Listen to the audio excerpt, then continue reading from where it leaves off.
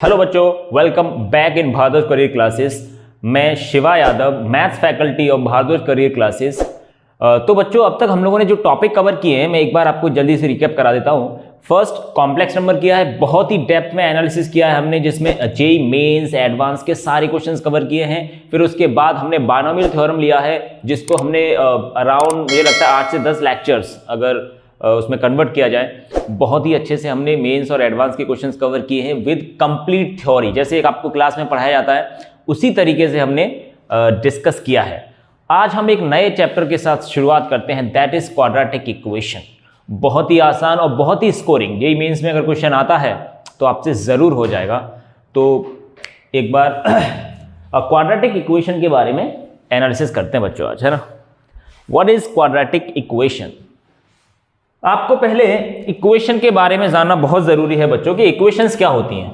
Quadratic equation start कर रहे हैं अब हम लोग।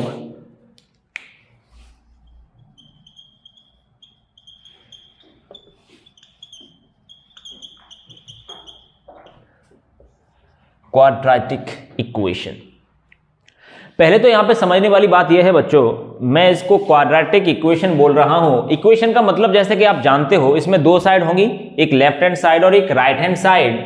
अब इनको आपस में कंपेयर किया गया होगा, इक्वली कंपैरिजन किया गया होगा, मतलब एक चीज दूसरी चीज के इक्वल है ना। इस टाइप की इक्वेशन को बोला जाएगा मतलब इस टाइप का जो रिलेशन होगा उसे इक्वेशन बोला जाएगा। जैसे यहां पे मैं लिख देता हूं, यहां पे अभी बच्चों सपोज अभी मैं सिर्फ कंपेयर नहीं कर रहा हूं किसी के साथ, अभी ये ऐसे लिखा हुआ है बच्चों, एक अलजेब्रिक एक्सप्रेशन लिखा हुआ है। इसको मैंने किसी के साथ कंपेयर नहीं किया है कि भाई ये किसके इक्वल है, किससे बड़ा है, किससे छोटा है। तो अभी सिंपली मैं इसे बोलूंगा एक्सप्रेशन। और यहां पे अगर मैं ऐसे बोल दूं a is not equal to 0, तो हाईएस्ट पावर x की कितनी रहेगी यहां पे 2, तो इसको बोला जाएगा क्वाड्रेटिक एक्सप्रेशन। ठीक है, लीडिंग कोफिशिएंट 0 नहीं होना चाहिए भाई। b और c 0 हो भी जाए नहीं भी हो तो कोई दिक्कत नहीं है, लेकिन सारा दारोमदार रहता है लीडिंग कोफिशिएंट पे, मतलब लीडिंग टर्म जो भी है ax², ये डिसाइड करेगा कि ये क्या नाम है इसका, क्वाड्रेटिक एक्सप्रेशन है या क्यूबिक है। तो जो लीडिंग कोफिशिएंट 0 नहीं होना चाहिए, एक तो आप ये बात समझ रहे हो। अब मैं बनाना चाहता हूं एक इक्वेशन, इस एक्सप्रेशन से इक्वेशन बनाना चाहता हूं, तो मेरे को करना क्या है, अब मुझे इसी एक्सप्रेशन को एक दूसरे एक्सप्रेशन के साथ इक्वेट कर देना है बच्चों। इक्वेट मतलब ये दिखा देना है कि ये चीज इस पर्टिकुलर एक्सप्रेशन के इक्वल है। अब और यहां पे लीडिंग कोफिशिएंट पे भी कंडीशन लगा दी है मैंने, that a is not equal to 0। अब आप मान सकते हो कि ये क्वाड्रेटिक इक्वेशन बन चुका है। ठीक है, इस क्वाड्रेटिक इक्वेशन को अपने को डील करना है भाई, क्या क्या प्रॉपर्टीज हैं, इसके रूट्स क्या क्या हैं, बहुत सारी चीजें हैं। जेईई लेवल पे अगर हम बात करते हैं तो काफी इंपॉर्टेंट थ्योरी है इसका, और हर एक चैप्टर में यूज हो ही जाता है, आप जानते हो। इवन फिजिक्स में भी बहुत यूज किया होगा आपने। सो अगेन मैं कहना चाहूंगा one of the most important topic बहुत अच्छे से कराने वाला हूं मैं यहाँ पे। अब देखो ध्यान से, अब ये इक्वेशन बन चुकी है, इक्वेशन है लेकिन साथ ही साथ क्वाड्रेटिक इक्वेशन है, बिकॉज मैंने लीडिंग कोफिशिएंट पे कंडीशन लगा दी है that leading coefficient is not equal to 0। ठीक है, अब बच्चों मैं इसको इक्वेशन तो बोल रहा हूं, चलो मैं बोल दे रहा हूं यहां पे कि ये क्वाड्रेटिक इक्वेशन बन चुका है। क्वाड्रेटिक क्यों बना?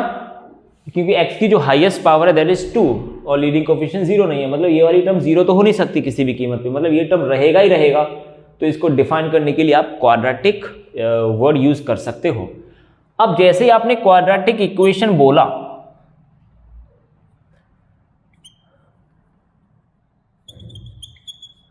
अब क्वाड्रेटिक इक्वेशन जैसे आपने बोला तो ये इक्वेशन कुछ लिमिटेड वैल्यूज के लिए ट्रू होगा। कहने का मतलब x की कुछ लिमिटेड वैल्यूज आप अगर यहां पे डालोगे तब वो 0 आएगा, मतलब ये क्वाड्रेटिक है तो 2 वैल्यूज के लिए ट्रू होगा, ये है ना।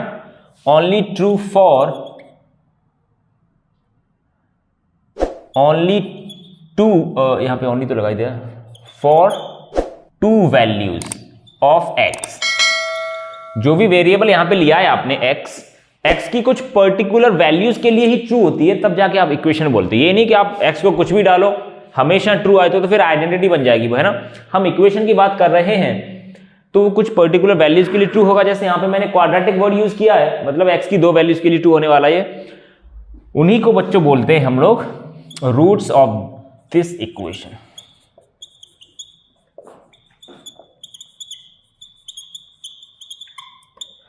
कहने का मतलब रूट्स ऑफ एनी इक्वेशन का मतलब सिंपल फंडा है, वो वैल्यूज, वो जो वेरिएबल आपने जो भी यूज किया है उस वेरिएबल की वो वैल्यूज जो वापस आपने अगर उस इक्वेशन में डाली तो उसे सेटिस्फाई कर जाए, मतलब this side equal to this side हो जाए, उसका सिंपल फंडा है रूट्स।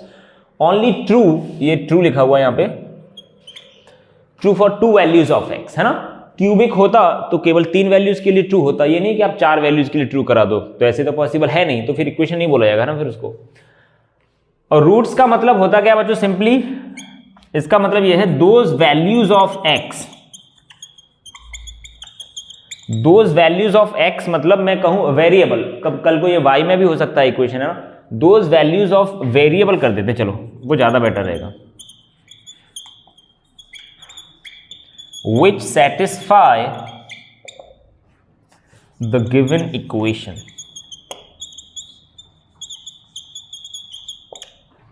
ठीक है, यहां तक बात एकदम क्लियर है। ये क्वाड्रेटिक इक्वेशन है तो x की कोई 2 वैल्यूज होंगी जिनके लिए ये ट्रू होगी। बच्चों उन 2 वैल्यूज का मैं कोई नया नाम रख देता हूं, चलो एक को अल्फा रख देता हूं, एक को बीटा। तो सिंपल बीटा अल्फा बीटा क्या है, इस इक्वेशन के रूट बोल दिए जाएंगे, है ना। तो अब एक काम करते हैं बच्चों, लेट उन वैल्यूज को मैं अल्फा और बीटा मान रहा हूं क्योंकि 2 वैल्यूज के लिए ट्रू है, तो एक को अल्फा नाम देता हूं, एक को बीटा दे देता हूं, कोई ज्यादा बड़ी बात नहीं है अपने लिए, है ना। तो अब रूट के बारे में अपन जान चुके हैं। रूट का सिंपल मतलब क्या होता है, those values of variable which satisfy the given equation, है ना। अब यहां पे मैं मान लेता हूं let the roots are alpha and beta. इसके रूट्स क्या है बच्चों, अल्फा और बीटा, ठीक है। इसका मतलब रूट की जो डेफिनेशन है कि अगर आपने इन वैल्यूज को वापस इस इक्वेशन में डाला तो उसे सेटिस्फाई करना चाहिए, है ना। कहने का मतलब यह है अगर मैंने x इक्वल टू अल्फा डाल दिया या फिर x इक्वल टू बीटा डाल दिया, यही तो वो वैल्यूज हैं, तो ये पर्टिकुलर इक्वेशन क्या करेगी बच्चों, सेटिस्फाई करेगी। तो जहां जहां x है वहां वहां आप अल्फा डाल दो, a alpha square plus b alpha plus c is equal to 0 because alpha is the root of this equation. और बीटा भी आप इसका रूट मान के चल रहे हो बच्चों, a beta square plus b beta plus c is equal to 0, ये भी होना चाहिए, ठीक है। अब यहां पे एक मजेदार बात मैं बताता हूं आपको, जैसे कि आप बच्चों पॉलिनोमियल में पढ़ के आते हो, कोई किसी का 0 है, जैसे 1 किसी पॉलिनोमियल का 0 है, तो आप बोल देते हो that x minus 1 is a factor of that polynomial. तो अगर बच्चों आप बोल रहे हो that x alpha, x equal to alpha is a root of this equation, मतलब इस इक्वेशन का एक फैक्टर क्या हो जाएगा, इस इसका मान लेते हैं पॉलिनोमियल का, इस वाले का एक फैक्टर क्या हो जाएगा x माइनस अल्फा, और दूसरा क्या हो जाएगा x minus beta, because beta is also the 0 of this polynomial. अगर मैं पॉलिनोमियल की बात कर रहा हूं, मतलब इतना पार्ट ले रहा हूं अभी इक्वेशन में, तो ये भी आ जाएगा ना। तो ध्यान देना है, मतलब इसका एक फैक्टर आपको x माइनस अल्फा लेना है, एक x माइनस बीटा लेना है, ठीक है।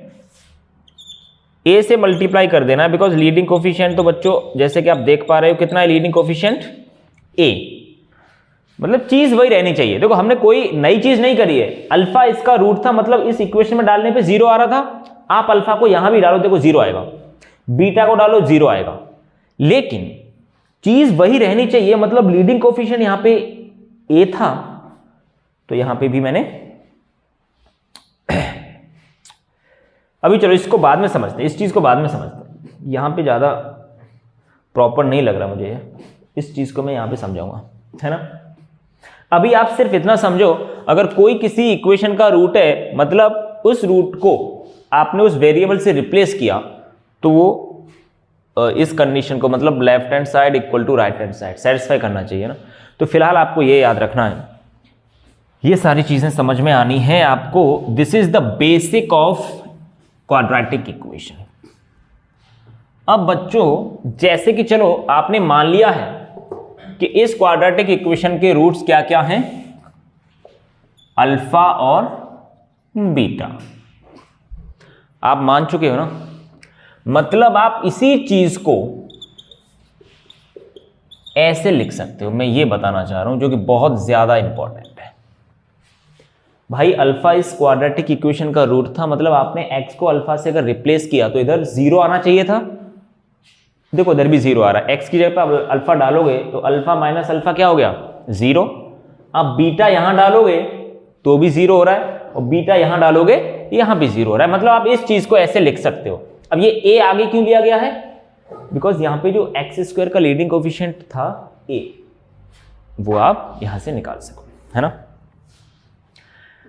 चलो ये चीज समझ में आती है अपने को, बेसिक है भाई। कोई किसी का 0 है, मतलब alpha is a 0 of this polynomial, तो आप कह सकते हो that x minus alpha is a factor of this polynomial.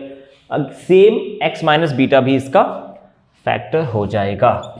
अब देखो कुछ मजेदार रिजल्ट निकाल लेते हैं यहां पे हम लोग।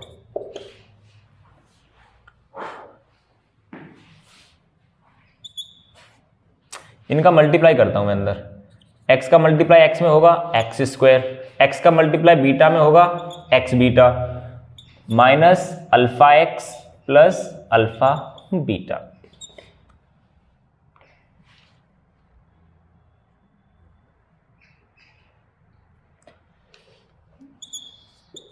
आप इसे थोड़ा सिंप्लीफाई करके लिखना चाहोगे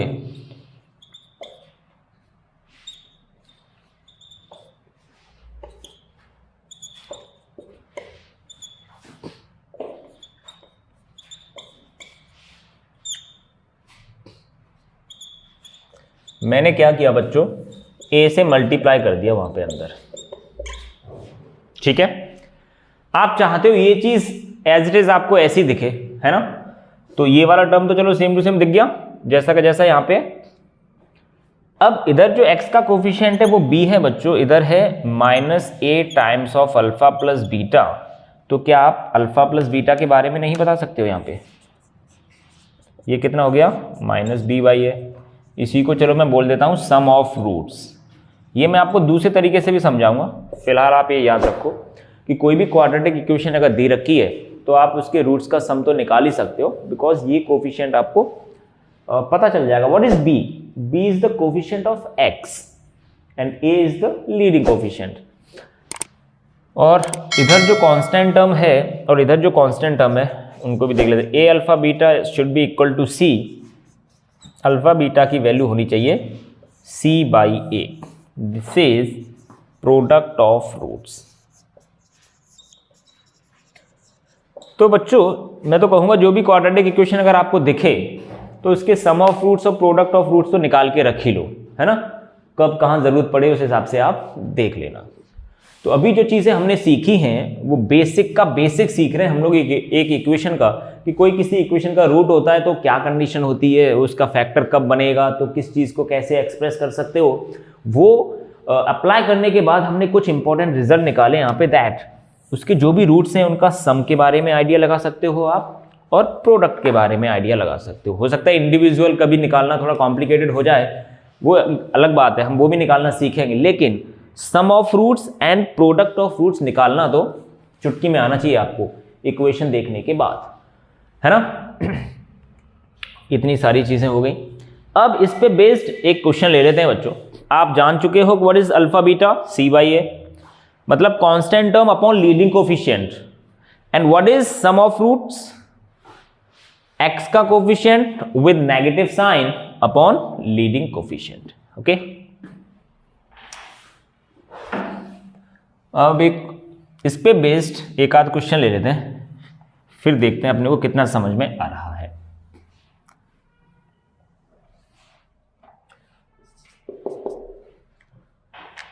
क्वेश्चन ये है बच्चों, if alpha and beta are the roots of quadratic equation. Quadratic equation मैं आपको दे रहा हूं यहां पे, x square minus 6x plus 2 is equal to 0। ठीक है, अभी जितना बताया गया है आपको बस उतना अप्लाई करना है। देन फाइंड, तो वो पूछना ये चाह रहे हैं बच्चों, फर्स्ट पार्ट पे alpha square minus 6 alpha beta square minus 6 beta, और सेकंड पार्ट पर ये पूछना चाह रहे हैं अल्फा माइनस 6 बीटा माइनस 6। ठीक है, चलो इन पे बेस भी जेई में क्वेश्चन आ चुका है बच्चों, इन प्रॉपर्टीज पे जो मैं बताने जा रहा हूं, है ना। इतनी सी चीज पूछा है, लेकिन जैसे कि मैंने आपको बताया है, आपको जब भी कोई क्वाड्रेटिक इक्वेशन दिखे और वो कहे कि ये इसके रूट्स हैं, तो आप जो चीजें जानते हो बच्चों, एक चीज और यहाँ पे, अगर आप मिडिल टर्म को स्प्लिट करना चाहोगे यहाँ पे तो आसानी से नहीं कर पाओगे ना। जो आप 10th 9th में जैसे पढ़ के आते हो ना, वो चीज़ शायद यहाँ पे सोचना ना आसान नहीं होगा। तो हम लोग अलग अलग अल्फा बीटा फाइंड नहीं करना चाह रहे। फिलहाल जो मैंने आपको बताया है कि अगर अल्फा बीटा इसके रूट्स हैं बच्चों, तो जो चीज़ आप इजीली देख सकते हो वो ये है कि सम ऑफ रूट्स तो आप निकाल के रख सकते हो। What is the sum of roots alpha plus beta? वो होता है माइनस बी अपॉन ए। मतलब जो x का कोफिशिएंट है उसमें नेगेटिव साइन लगाना है, तो कितना हो गया 6 अपॉन 1, लीडिंग कोफिशिएंट तो 1 है। तो सम ऑफ रूट्स तो चलो 6 आ गया। प्रोडक्ट ऑफ रूट्स के बारे में भी बात कर लेते हैं, अल्फा इंटू बीटा, वो आप जानते हो कितना होता है c अपॉन ए, 2/1। इतना तो मैं कहूंगा आप लिख के रख लो। फिर देखते हैं कि उन्होंने क्या पूछा है। उन्होंने पूछा है बच्चों इस एक्सप्रेशन की वैल्यू, मतलब कहीं ना कहीं आपको ये क्रिएट करना है। हो सकता है कोई बच्चा दूसरे तरीके से सोचे, लेकिन मैं जो चीज़ बताने वाला हूं आपको उसमें आपका टाइम बचेगा और बहुत ही आसानी से कर पाओगे। इवन कैलकुलेशन में मिस्टेक होने के चांसेस भी कम रहेंगे। अगर बच्चों अल्फा इसका रूट है, तो मैंने अभी सिखाया है आपको कि अगर इसका रूट है मतलब इस इक्वेशन को सेटिस्फाई करेगा, तो क्यों ना हम x को अल्फा से रिप्लेस कर दें। तो ये एक्सप्रेशन बनेगा alpha square minus 6 alpha plus 2 equal to 0। ठीक है, लेकिन जो उन्होंने पूछा है ना, थोड़ा उस पर भी अपनी नजरें रखो। वो ये एक्सप्रेशन क्रिएट करना चाहते हैं, तो मैं क्या करता हूं, इसको यहां पे निकाल लेता हूं -2। ठीक है, same as it is beta is also the root of this equation, मतलब बीटा के साथ भी कुछ ऐसा ही होने वाला है क्या। ठीक है, उन्होंने पूछा क्या है, दिस इंटू दिस, तो आप इसका और इसका मल्टीप्लाई कर दो, alpha square minus 6 alpha beta square minus 6 beta is equal to -2 into -2 is equal to 4। बहुत ही आसानी से आपने निकाल लिया ये 4। ठीक है, फर्स्ट पार्ट बहुत आसान था। ठीक है, सेकंड पार्ट भी बहुत ज़्यादा टफ नहीं है, लेकिन आपको ध्यान देने वाली बात यह है जो उन्होंने पूछा गया है वो आपको क्रिएट करना है ना। उन्होंने पूछा है alpha minus 6 multiplied by beta minus 6। तो मैं क्या करता हूं, इसको यहीं से उठा लेता हूं। इक्वेशन नंबर जो यहां पे 1 बनी है, इसमें से अल्फा कॉमन ले लेते हैं। मजबूरी है भाई लेना, बिकॉज वो कुछ इस तरीके से बनाना चाहते हैं अल्फा माइनस 6। तो अल्फा माइनस 6 की वैल्यू होगी बच्चों यहाँ पे -2 अपॉन अल्फा। इस अल्फा को उधर भेजो, क्योंकि वो अल्टीमेटली ये चीज़ चाहते हैं अल्फा -6, है ना। एक अल्फा कम करना था तो मैं कॉमन लेके उधर भेज दिया। इसी तरीके से आप दूसरी इक्वेशंस को लिख सकते हो, बीटा -6, इसकी वैल्यू कितनी आ जाएगी, -2 अपॉन बीटा। ठीक है, जैसे ये सारी चीज़ें आ गई, आप इनको प्रोडक्ट कर दो तो कितना आएगा, अल्फा -6 अल्फा -6 बीटा -6 कितना हो जाएगा बच्चों, ये -2 upon alpha into -2 upon beta. तो ये हो गया आपका 4 अपॉन अल्फा बीटा। क्या बच्चों अल्फा बीटा की वैल्यू है आपके पास प्रोडक्ट ऑफ रूट्स की? है भाई, बिल्कुल 2 है। तो यहां पे डाल दो भाई। तो उस एक्सप्रेशन की वैल्यू कितनी आ गई, 2 आ गई। यहां पे बच्चों इस प्रॉपर्टी बेस्ड जेईई मेन में क्वेश्चन आ चुका है। उन्होंने शायद यहाँ पे एक 32 करके एक एक्सप्रेशन दिया था ना, 6 को रिप्लेस कर दिया था ना 32 से। ठीक है, इस तरीके से हम बेसिक्स का यूज करके कुछ एक्सप्रेशंस की वैल्यू कैलकुलेट कर सकते हैं ना। नेक्स्ट क्वाड्रेटिक के आगे की जो कहानी है वो हम लोग अगले लेक्चर में कवर करते हैं। ओके।